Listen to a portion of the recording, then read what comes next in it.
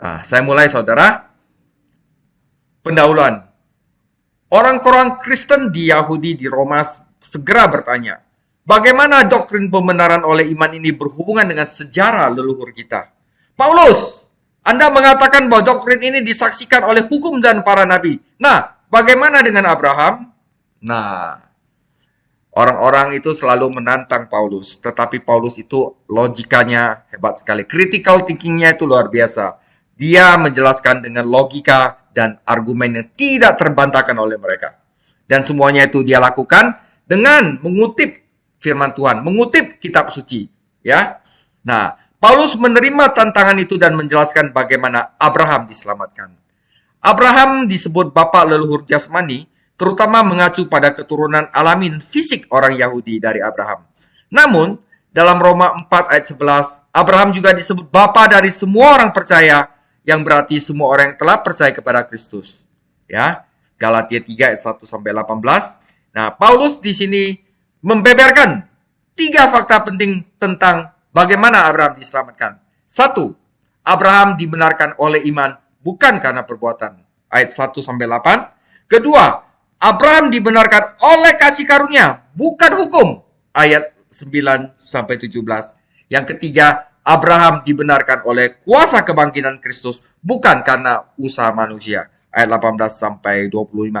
Sehingga apa saudara? Sehingga iman kami bergantung pada kuasa Allah, bukan karena hikmat manusia saudara. Ini agar iman kita tetap kokoh, bahwa kita yakin bahwa kita dibenarkan hanya oleh iman, hanya oleh kasih karunia, dan hanya oleh Kristus. Oke? Kita mulai dengan pembuktian pertama, ya. Ini adalah logika, critical thinking, ya. Bagaimana Paulus menggunakan logikanya untuk menjelaskan argumennya. Oke? Kita mulai yang pertama Roma 4 ayat 1 sampai 8. Jadi, apakah akan kita katakan tentang Abraham, bapak leluhur jasmani kita? Sebab, jikalau Abraham dibenarkan karena perbuatannya, maka ia beroleh dasar untuk bermegah, tetapi tidak di hadapan Allah. Sebab apa yang dikatakan nas kitab suci, lalu percayalah Abraham kepada Tuhan dan Tuhan memperhitungkan hal ini kepadanya sebagai kebenaran. Kalau ada orang bekerja, upahnya tidak diperhitungkan sebagai hadiah, tetapi sebagai haknya. Tetapi kalau ada orang tidak bekerja, namun percaya kepada dia yang membenarkan orang durhaka, imannya diperhitungkan menjadi kebenaran. Jadi bukan upah, ya, tetapi merupakan hadiah, ya. Jadi kalau misal upah dia punya dasar untuk bermegah. Oke. Ya. Seperti juga Daud menyebut berbahagia orang dibenarkan Allah bukan berdasarkan perbuatannya. Karena apa? Nanti dah, ya. Berbahagialah orang diampuni pelanggaran-pelanggarannya, yang ditutupi dosa-dosanya. Berbahagialah manusia yang kesalahannya tidak diperuntukkan Tuhan kepadanya. Oke? Nah, perhatian baik-baik saudara, ini logika banget tapi penting. Oke? Jadi Paulus memanggil 2 orang saksi untuk membuktikan pernyataan bahwa mereka dibenarkan oleh iman bukan karena perbuatan. Pertama Abraham, Kejadian 15 ayat 1 sampai 6, dan Daud, Mazmur 32 ayat 1 sampai 2. Dalam Roma 4 ayat 1 sampai 3 yang kita tulis, Paulus memeriksa pengalaman Abraham yang sebagaimana dicatat dalam Kejadian 15. Nanti saya tampilkan. Abraham telah mengalahkan raja-raja dalam Kejadian 14 dan bertanya-tanya, apakah mereka akan kembali berperang lagi? Lalu Allah menampakkan diri kepadanya dan meyakinkan bahwa dia adalah perisainya dan upahmu akan sangat besar. Tetapi hal yang paling diinginkan Abraham adalah seorang putra dan ahli waris. Allah telah menjanjikannya seorang anak laki-laki, tetapi sampai sekarang janji itu belum digenapi. Nah, saat itulah Allah menyuruhnya untuk melihat bintang-bintang. Demikianlah banyaknya keturunanmu, Allah berjanji. Dan Abraham percaya akan janji Allah. Kata percaya itu dalam bahasa Ibrani adalah mengatakan amin, amin, ya. Dan Abraham menjawab dengan amin. Iman inilah yang diperhitungkan sebagai kebenaran. Jadi, Abraham diselamatkan karena percaya, bukan karena perbuatannya. Ya, mari kita lihat Kejadian 15 ayat 1 sampai 6. Ya. Kemudian datanglah firman Tuhan kepada Abram dalam suatu penglihatan. Janganlah takut Abram, aku perisaimu, upamu akan sangat besar. Ayat 2, Abram menjawab, Ya Tuhan Allah, apakah yang engkau berikan kepadaku karena aku akan meninggal dan tidak mempunyai anak? Dan yang akan mewarisi rumahku ialah Eliezer, orang Damsyik itu. Lalu kata Abram, engkau tidak memberikan kepadaku keturunan sehingga seorang hambaku nanti menjadi ahli warisku. Tetapi datanglah firman Tuhan kepadanya demikian. Orang ini tidak akan menjadi ahli warismu, melainkan anak kandungmu dialah yang menjadi ahli warismu. Lalu Tuhan membawa Abram keluar serta berfirman, Coba lihat ke langit, hitunglah bintang-bintang jika engkau dapat menghitungnya. Maka firman-Nya kepadanya, demikianlah banyaknya nanti keturunanmu. Lalu Abraham percaya kepada Tuhan dan Tuhan memperhitungkannya sebagai kebenaran. Ya, jadi jelas bahwa Abraham tidak diselamatkan melalui perbuatan dia, tetapi melalui imannya kepada Tuhan. Oke.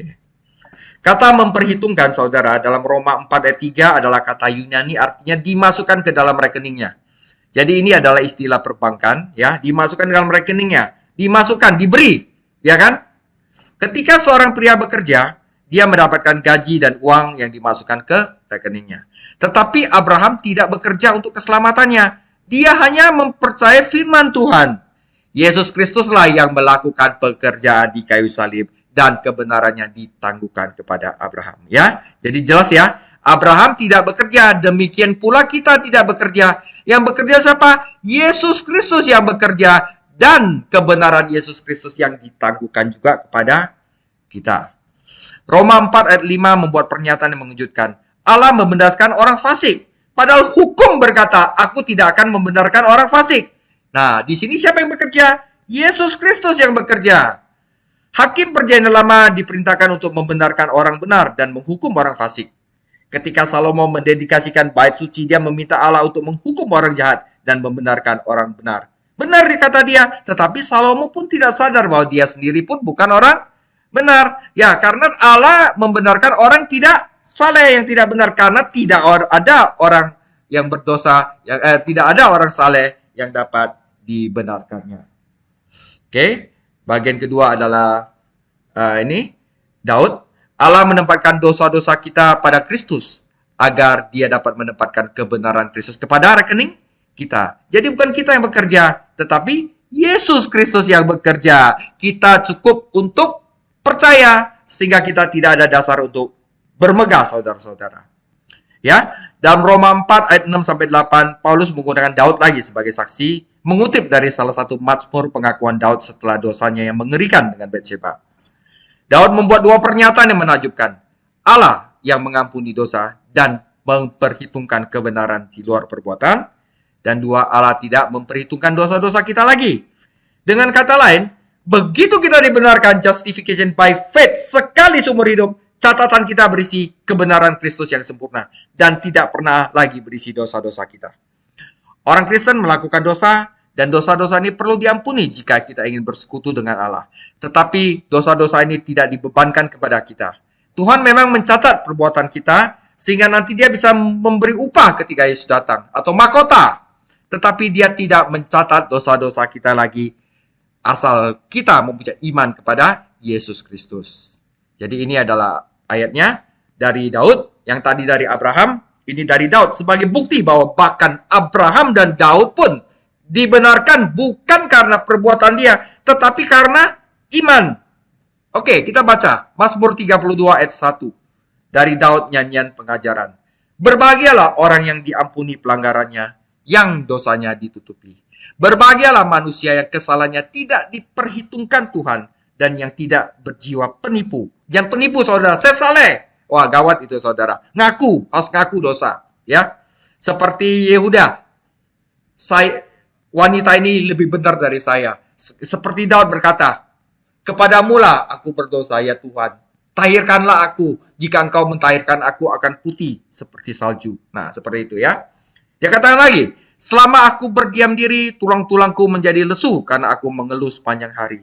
Sebab siang malam tanganmu menekan aku dengan berat, sumsumku menjadi kering seperti oleh teriknya musim panas. Selah. Dosaku kuberitahukan kepadamu dan kesalahanku tidak kusembunyikan. Aku berkata, aku akan mengaku ya kepada Tuhan pelanggaran-pelanggaranku, dan engkau mengampuni kesalahan karena dosaku. Sebab itu hendaklah setiap orang saleh berdoa kepadamu selagi engkau dapat ditemui. Ya, sesungguhnya pada waktu banjir besar terjadi itu tidak akan melandai. Akhirnya apa? Keselamatan itu ada. Kita tidak seperti zaman Nuh, kita disapu oleh banjir bah. Engkaulah persembunyian bagiku, terhadap kesesakan engkau menjaga aku, engkau mengeli aku, sehingga aku luput dan bersorak. Jadi jelas bahwa Abraham, Daud, bahkan kita semua dibenarkan bukan karena perbuatan kita, karena iman kepada Kristus. Kenapa? Karena yang bekerja adalah Kristus di kayu salib, yang sehingga kebenaran dapat dimasukkan kepada rekening kita. Oke? Itu adalah poin pertama, saudara ya. Poin kedua adalah, masih ada. Sorry, kita lanjutkan aja. Aku hendak mengajar dan menunjuk kepadamu jalan yang harus ketempuh, saudara-saudara. Aku memberi nasihat, mataku tertuju kepadamu, saudara-saudara. Janganlah seperti kuda atau bagal yang tidak berakal, yang kegarangannya harus dikendalikan dengan tali les dan kekang. Kalau tidak, ia tidak akan mendekati engkau. Jangan bebal, jangan keras kepala, jangan jadi orang yang bodoh, saudara. Banyak kesakitan diderita orang fasik, tetapi orang percaya kepada Tuhan dikelilinginya dengan kasih setia. Bersukacitalah dalam Tuhan dan bersorak-soraklah, hai orang-orang benar, bersorak-sorailah, hai orang-orang jujur. Oke, itu bagian pertama. Bagian kedua adalah Abraham dibenarkan oleh kasih karunia, bukan oleh hukum, saudara. Ya, kita baca Roma 4 ayat 9 sampai 17. Adakah ucapan bahagia ini hanya berlaku bagi orang bersunat saja atau bagi orang tak bersunat? Sebab telah kami katakan bahwa kepada Abraham iman diperhitungkan sebagai kebenaran. Dalam keadaan manakah hal itu diperhitungkan? Sebelum atau sesudah ia disunat? Bukan sesudah disunat, tetapi sebelumnya. Sebelum hukum maksudnya, saudara ya. Dan tanda sunat itu diterimanya sebagai meterai kebenaran. Ya, meterai, ingat saudara. Berdasarkan iman yang ditunjukkan sebelum ia bersunat. Jadi sunat itu bukannya bagaimana dia diselamatkan, tapi sebagai meterai bahwa ia telah melakukannya berdasarkan iman. Oke? Demikianlah ia dapat menjadi bapa semua orang percaya yang tak bersunat, supaya kebenaran diperhitungkan kepada mereka. Dan juga menjadi bapa-bapa orang bersunat, yaitu mereka yang bukan hanya bersunat, tetapi juga mengikuti jejak iman Abraham, bapa leluhur kita, pada masa ia belum disunat. Sebab bukan karena hukum telah diberikan janji kepada Abraham dan keturunannya, bahwa ia akan memiliki dua dunia, tetapi karena kebenaran berdasarkan iman. Sebab jika mereka yang mengharapkan dari hukum Taurat menerima bagian yang dijanjikan Allah, maka sia-sialah iman dan batalah janji itu. Hati-hati saudara ya. Karena hukum Taurat membangkitkan murka. Tetapi di mana tidak ada hukum Taurat, di situ tidak ada pelanggaran. Ya. Karena itulah kebenaran berdasarkan iman, supaya merupakan kasih karunia, bukan karena hukum, saudara. Sehingga janji itu berlaku bagi semua keturunan Abraham. Bukan hanya mereka hidup dari hukum Taurat, sebab juga bagi mereka yang hidup dari iman Abraham, sebab Abraham adalah bapa kita semua. Seperti ada tertulis, engkau telah kutetapkan menjadi bapa banyak bangsa. Jadi menggenapi bahwa Abraham itu bukan hanya bapa bangsa Yahudi, tetapi bangsa-bangsa lain. Di hadapan Allah yang percaya, yang kepadanya ia percaya, yaitu Allah yang menghidupkan orang mati dan menjadikannya dengan firman-Nya apa yang tidak ada menjadi ada ex nihilo. Oke saudara, bagian kedua kita belajar. Abraham dibenarkan oleh kasih karunia, bukan hukum. Seperti yang telah kita lihat, orang-orang Yahudi memuliakan sunat dan hukum. Jika seorang Yahudi ingin menjadi orang benar di hadapan Tuhan, dia harus disunat dan mematuhi hukum. Paulus telah menjelaskannya dalam Roma 2 ayat 12-29. Bahwa harus ada ketaatan batin kepada hukum, yaitu sunat hati. Ya, ketaatan eksternal belaka tidak akan pernah bisa menyelamatkan orang berdosa terhilang. Tetapi, Abraham dinyatakan benar ketika dia dalam keadaan tidak bersunat, bukan dalam keadaan dia melakukan hukum, saudara, ya. Dari sudut pandang Yahudi, Abraham adalah seorang non-Yahudi karena dia tidak bersunat. Ya, tidak ada hukum, ya. Abraham berusia 99 tahun ketika dia disunat. Ini lebih dari 14 tahun setelah peristiwa dalam Kejadian 15. Kesimpulan jelas, sunat tidak ada hubungan dengan pembenaran. Hukum tidak ada hukum dengan pembenaran. Lalu mengapa sunat diberikan? Itu adalah tanda dan meterai. Jadi seperti kita, saudara, kita dibenarkan karena kita percaya dan iman kepada Yesus, dan sunat dalam hati kita berubah, dan Roh Kudus yang ada di dalam hati kita adalah tanda dan meterai, ya. Sebagai tanda, itu adalah bukti bahwa dia milik Tuhan dan percaya akan janjinya. Seperti kita juga, kalau kita ada sunat dalam hati kita tidak jahat lagi, iri hati, dendam, segala macam, maka kita adalah milik Tuhan, dan ada Roh Kudus yang tiap hari ngajar kita di dalam. Itu adalah bukti bahwa kita milik Tuhan. Sebagai meterai, itu adalah pengingat baginya bahwa Tuhan telah memberikan janji dan akan menepatinya. Nah, orang-orang percaya hari ini dimeteraikan oleh Roh Kudus Allah. Mereka juga mengalami sunat rohani dalam hati, ya, hati dia berubah, saudara. Hasratnya itu berubah dengan menanggalkan sifat lama melalui kematian dan kebangkitan Kristus. Sunat tidak menambah keselamatan Abraham, tetapi membuktikannya. Jadi, Roh Kudus di dalam hati kita tidak menambah keselamatan kita dengan percaya kepada Yesus, tetapi itu membuktikan bahwa kita adalah milik Kristus. Tetapi Abraham juga dibenarkan sebelum hukum diberikan, dan fakta ini dibahas Paulus di Roma 4 ayat 13-17 tadi. Kata kuncinya di sini adalah janji. Abraham dibenarkan dengan mempercayai janji Tuhan, bukan dengan menaati hukum Tuhan. Mempercayai firman Tuhan. Iman itu adalah mempercayai firman Tuhan tanpa melihat konsekuensinya, ya. Bukan dengan menaati hukum Tuhan. Karena hukum Tuhan melalui Musa belum diberikan. Janji kepada Abraham diberikan murni melalui kasih karunia Allah, saudara-saudara. Abraham tidak mendapatkannya atau pantas mendapatkannya. Jadi, hari ini Tuhan membenarkan orang durhaka karena mereka percaya janji anugerahnya, bukan karena mereka menaati hukum. Hukum tidak diberikan untuk menyelamatkan orang, tetapi untuk menunjukkan bahwa mereka perlu diselamatkan, saudara. Ya, itu adalah fungsi hukum. Jadi, fakta bahwa Abraham dibenarkan oleh kasih karunia bukan hukum, membuktikan bahwa keselamatan kita sekarang adalah untuk semua orang. Abraham adalah bapak dari semua orang percaya, baik orang Yahudi maupun bukan Yahudi. Nah, kadang-kadang orang Yahudi kecewa. Kenapa itu privilege yang diberikan kepada orang Yahudi? Nggak boleh begitu, ya. Ini seperti anak sulung. Dia anak bungsunya itu diberikan, diterima kembali oleh bapaknya, dia ngiri, ya. Orang Yahudi seharusnya tidak kecewa dan mengeluh karena Abraham tidak diselamatkan oleh hukum. Dia harus bersuka cita bahwa keselamatan Tuhan tersedia untuk semua orang. Bahwa Abraham memiliki keluarga rohani, yaitu semua orang percaya sejati dan keluarga fisik bangsa Israel. Ya, Paulus melihat ini sebagai penggenapan dari Kejadian 17 ayat 5 yang mengatakan, Abraham, aku telah menjadikan engkau bapa dari banyak bangsa. Jadi karena Abraham dibenarkan oleh kasih karunia, maka kita juga dibenarkan oleh kasih karunia, bukan hukum, saudara. Oke, itu bagian kedua. Sekarang kita masuk bagian ketiga, bahwa kita dibenarkan oleh kuasa kebangkitan Kristus, bukan oleh usaha manusia. Oke. Sebab sekalipun tidak ada dasar untuk berharap, namun Abraham berharap juga dan percaya bahwa ia akan menjadi bapa banyak bangsa menurut yang telah difirmankan. Demikianlah banyaknya nanti keturunanmu.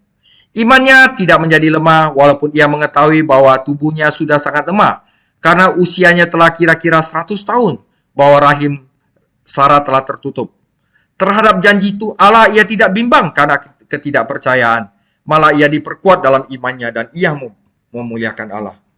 Dengan penuh keyakinan bahwa Allah berkuasa untuk melaksanakan apa yang telah ia janjikan.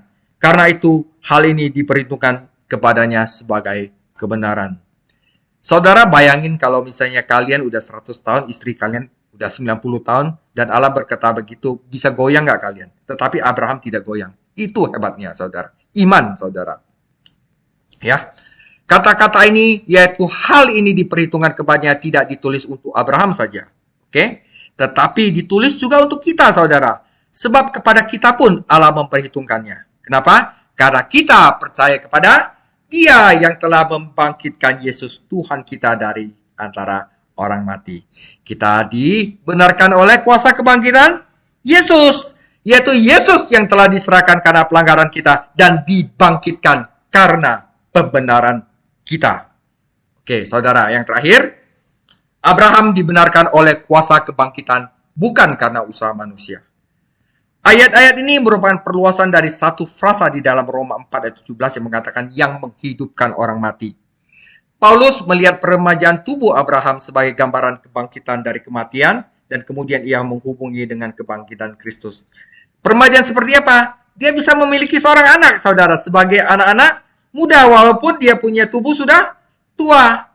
Salah satu alasan mengapa Tuhan menunda mengirim Abraham dan Sarah seorang putra adalah membiarkan semua kekuatan alami mereka menurun kemudian menghilang. Tidak terpikirkan bahwa seorang pria berusia 99 tahun bisa melahirkan seorang anak di dalam rahim istrinya yang berusia 89 tahun. Dari sudut pandang reproduksi, keduanya sudah mati. Ya. Tetapi Abraham tidak berjalan dengan melihat, dengan panca indera fisik. Tetapi dia berjalan dengan panca indera batinia, yaitu iman. Apa yang Tuhan jadikan, dia lakukan. Yang kita perlukan hanyalah percaya, saudara. Ya, iman awal Abraham kepada Tuhan seperti yang tercatat dalam Kejadian 15 tidak berkurang pada tahun-tahun berikutnya. Dalam Kejadian 17 sampai 18, Abraham kuat dalam iman. Iman inilah yang memberi kekuatan untuk melahirkan seorang putra di usia tuanya. Penerapan keselamatan sudah jelas.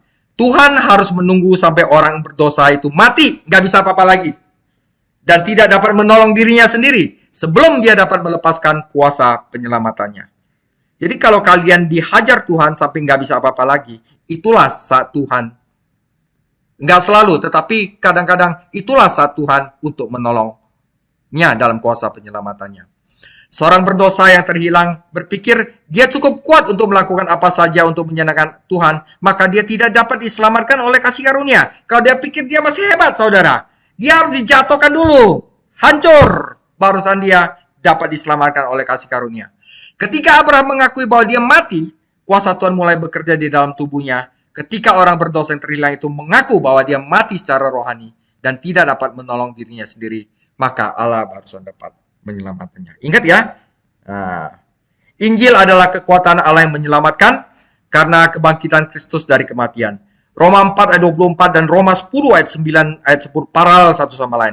Yesus Kristus dilepaskan untuk mati karena pelanggaran kita dan dibangkitkan karena pembenaran kita.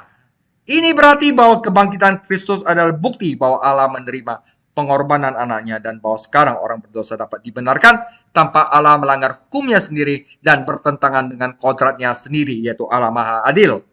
Dan Maha Adil itu artinya apa? Ia harus menghukum orang-orang berdosa. Kuncinya tentu saja adalah jika kita percaya. Iman, saudara, ada lebih dari 60 referensi tentang iman dan ketidakpercayaan dalam Roma. Ya, kuasa penyelamatan Allah dialami oleh mereka yang percaya kepada Kristus. Kebenarannya diberikan kepada mereka yang percaya. Kita dibenarkan oleh iman, saudara. Objek iman kita adalah Yesus Kristus yang mati bagi kita dan bangkit kembali, saudara. Semua fakta ini membuat iman Abraham jauh lebih indah. Dia tidak memiliki Alkitab untuk dibaca. Dia tidak memiliki mentor. Dia hanya memiliki janji Tuhan yang sederhana. Dia hampir sendirian sebagai orang percaya, dikelilingi oleh orang-orang kafir. Dia tidak bisa melihat ke belakang dengan catatan panjang iman, seperti yang kita bisa lihat di Ibrani 11, pahlawan-pahlawan iman. Sebenarnya, dia yang membantu menulis catatan itu. Namun, Abraham percaya kepada Tuhan. Orang-orang dewasa ini memiliki Alkitab yang lengkap untuk dibaca dan dipelajari. Mereka memiliki persekutuan gereja dan memiliki mentor dan dapat melihat kembali kepercayaan selama berabad-abad seperti yang tercatat dalam sejarah gereja dan Alkitab. Namun, banyak yang menolak untuk percaya. Saudara, kasihan saudara, ya. Nah, saya kasih kisah Dr. Harry Ironside dan guru sekolah minggu. Jadi Dr. Harry Ironside selama 18 tahun adalah pendeta dari gereja Moody di Chicago. Bercerita tentang mengunjungi kelas sekolah minggu saat berlibur. Jadi kunjungi kelas sekolah minggu. Dia duduk sebagai pemantau. Dia dengar guru sekolah minggu bertanya kepada murid-muridnya, bagaimana orang diselamatkan di zaman perjanjian lama? Setelah jeda, seorang anak menjawab, dengan menaati hukum. Itu benar, kata guru. Tetapi Dr. Ironside menyela, Alkitab saya mengatakan bahwa oleh perbuatan hukum tidak ada manusia yang dibenarkan. Guru sekolah minggu itu agak malu. Jadi dia bertanya, nah, apakah ada orang lain yang punya ide lain? Siswa lain menjawab, mereka diselamatkan dengan mempersembahkan korban kepada Tuhan. Ya, itu betul, kata guru sekolah minggu itu mencoba melanjutkan pekerjaan. Tetapi Dr. Ironside menyela, Alkitab saya mengatakan bahwa darah lembu jantan dan kambing tidak dapat menghapus dosa. Pada saat inilah guru sekolah minggu yang belum siap itu yakin bahwa pengunjung itu, yaitu Dr. Harry Ironside, tahu lebih banyak tentang Alkitab daripada dia dari bertanya. Nah, Anda beritahu kami bagaimana orang-orang diselamatkan dalam perjanjian lama. Dan Dr. Ironside menjelaskan bahwa mereka diselamatkan oleh iman. Dengan cara yang sama seperti orang yang diselamatkan hari ini. 21 kali dalam Ibrani 11 Anda menemukan kata yang sama, yaitu oleh iman, saudara. Oke? Semoga ini menancap di hati dan pikiran saudara semua bahwa kita diselamatkan oleh iman. Nah, jika Anda seorang Yahudi, Anda adalah anak Abraham secara fisik. Tetapi apakah Anda anak Abraham secara rohani? Abraham adalah bapa dari semua orang yang percaya kepada Yesus Kristus dan dibenarkan oleh iman. Jika Anda seorang non-Yahudi seperti kita, Anda tidak pernah bisa menjadi keturunan alami Abraham. Tetapi Anda bisa menjadi salah satu keturunan rohaninya. Seperti bapa kita Abraham percaya kepada Allah dan hal itu diperhitungkan kepadanya sebagai kebenaran. Jadi saya tutup dengan Roma 1 ayat 16. Sebab aku mempunyai keyakinan kokoh dalam Injil, karena Injil adalah kekuatan Allah yang menyelamatkan setiap orang percaya, pertama-tama orang Yahudi, tetapi juga orang Yunani. Sebab di dalamnya nyata kebenaran Allah yang bertolak dari iman dan memimpin kepada iman, seperti ada tertulis, orang benar akan hidup oleh iman, saudara. Ini diajarkan kepada anak-anak saudara, keturunan kita, agar mereka tidak salah pengertian, ya saudara. Demikian sharing saya, kita sudah belajar bahwa Abraham dibenarkan oleh iman, bukan oleh perbuatan. Dan dibenarkan oleh kasih karunia, bukan oleh hukum. Dan dia dibenarkan bukan karena usaha manusia, tetapi dengan kuasa keperangkan Kristus. Terpujilah nama Kristus, dan dimuliakan nama Kristus, karena dia adalah satu-satunya pencetus keselamatan kita. Terima kasih Tuhan Yesus. Tuhan Yesus memberkati saudara-saudara. Amin.